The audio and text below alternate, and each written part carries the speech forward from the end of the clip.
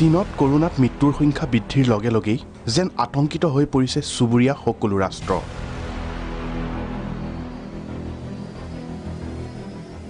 চীনত এতিয়া ঔষধৰ নাটনিয়ে দেখা দিছে।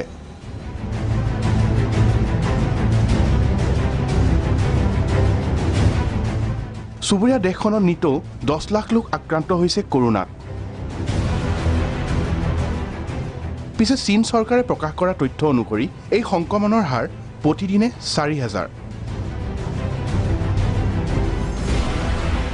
আনহাতে শশানতো 20 দিন পৰ্যন্ত অপেক্ষা কৰিব লগা হৈছে।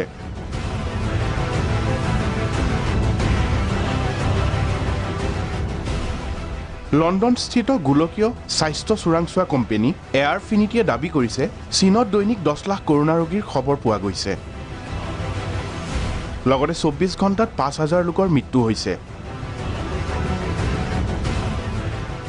যদি এই ধাৰা অব্যাহত থাকে তেন্তে নতুন বৰ্ষৰ জানুৱাৰীত ক'ৰোনাৰ সংক্ৰমণৰ ঘটনা 37 লাখলৈ বৃদ্ধি হোৱাৰ সম্ভাৱনা আছে।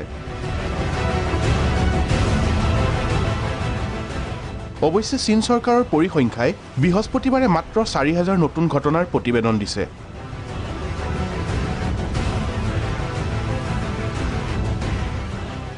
চীনৰ চিকিৎসালয়সমূহতো বিচনাৰ নাটনি হৈছে। গণ অন্ত্যেষ্টিক্ৰিয়া কৰিবলৈ বাধ্য হৈছে চৰকাৰ। News desk report, news update.